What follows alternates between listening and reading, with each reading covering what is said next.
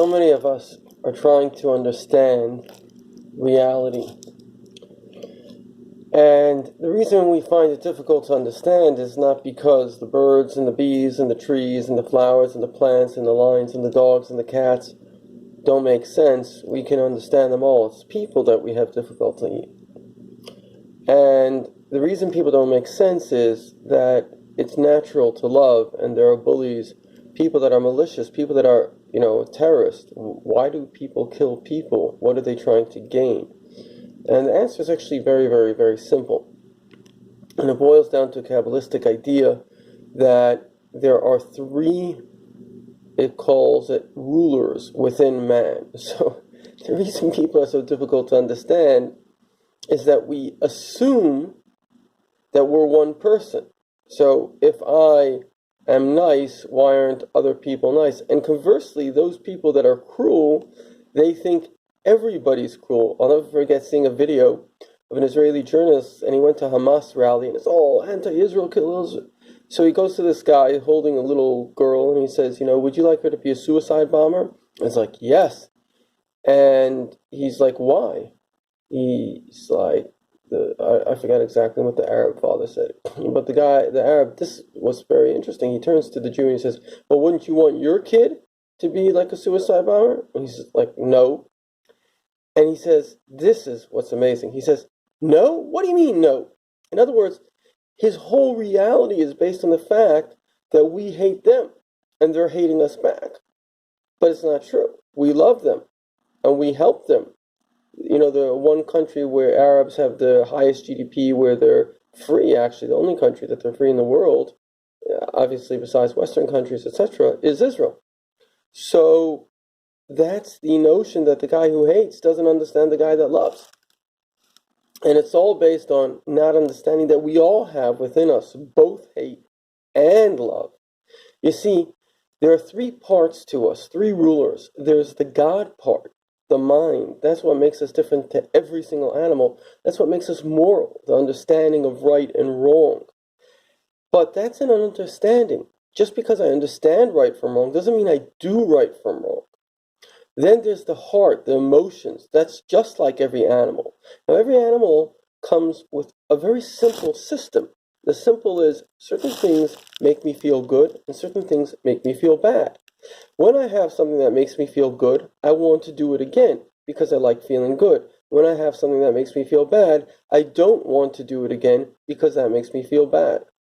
Now, in addition, there is, in both humans and animals, addiction and phobia. So addiction is not that I want to do this again, but I have to do this again. In other words, my focus is. So if something really makes me feel good, like drugs, so now I lose all proportionality. Like food tastes good, it makes me feel a little bit good, but I don't feel I have to eat all the time. But I take drugs that makes me feel so good, I just want to do it all the time. And conversely, certain things give me anxiety. So often people will get anxiety from people. One researcher into anxiety said we have two types of anxiety. We have anxiety of what if something bad happens, but then we have anxiety from people, some people, unfortunately, where you live in a society where people are tough. This is how I see people from Russia and people in Arab countries, unfortunately. And a lot of the world, people are just vicious. And they don't have to be physically vicious. They can be emotionally vicious. They can be kind of rude. They can be bullies. So you're always on edge. You never trust people. You always think, this guy is out to get me. So that's a phobia. I spoke to a guy. This guy, make a long story short, he was a Holocaust survivor. He was picked up by the CIA, and he became he was behind enemy lines. He was killing Nazis. Very tough guy. So he's got post-traumatic stress, like many, many, many, many soldiers. He told me the other day his wife of 50 years, listen to this, his wife of 50 years, sitting in his bedroom, she puts his hand on his shoulder, right? And he just pushed her so far she flew across the room. So he's always on edge. He always thinks that he's about to get attacked because when he was basically behind enemy lines, that's what would have happened. Any wrong move, he would have been killed. He told me he escaped the Nazis 10 times. He had to be always thinking, always vigilant. People come back from Iraq, 20 vets a day are committing suicide. Why? Because it's not fun to have anxiety. Many women, double the rates of anxiety are in women than men. They're always anxious, which creates a sort of, a perfectionist mentality. Anyway, point is that we have love, we have fear. We have a desire for, a desire from. Things make us feel good, things make us feel bad.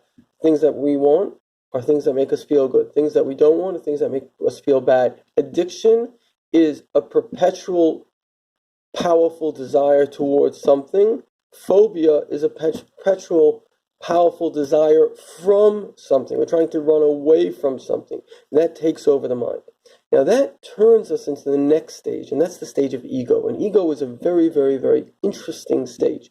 Because if you don't know that you exist, what makes you think that you even exist? Who says you even exist? Maybe you don't exist. A computer or a robot, you can program and basically do everything a human does, maybe even better, but he doesn't know that he exists. It's just a robot. I have a cousin, Michal Kazin, that works in AI. He says, AI will never take over the world. You know why? Because you could always take out the plug. They don't have consciousness. They don't exist. They don't feel that they exist. The ego is the sense that I am valuable. And this is a very, very critical thing. Because where does hate come into the world? Hate comes into the world from one thing. It comes from the notion that you have made me feel less valuable. And so therefore, let's say, a simple example, if I have something of value, I don't know, let's say a diamond, and you steal it. So I get upset. Why? Because I think the diamond has value. Let's say I have, a rock in front of my house. I don't care about a rock. You steal my rock. Take my rock. I don't care. So you see, it's when I have something of value, that value makes me feel, my ego feels better about myself. Then you take that thing. So then what happens is that I now feel less value. So now I get angry at you because you diminish my value. But there's a very bad system within the human being, and that's called jealousy. But jealousy is very interesting. It's predicated on even something deeper. It's predicated on the fact that I sense that I am valuable. That's called ego. And now what happens is you are valuable.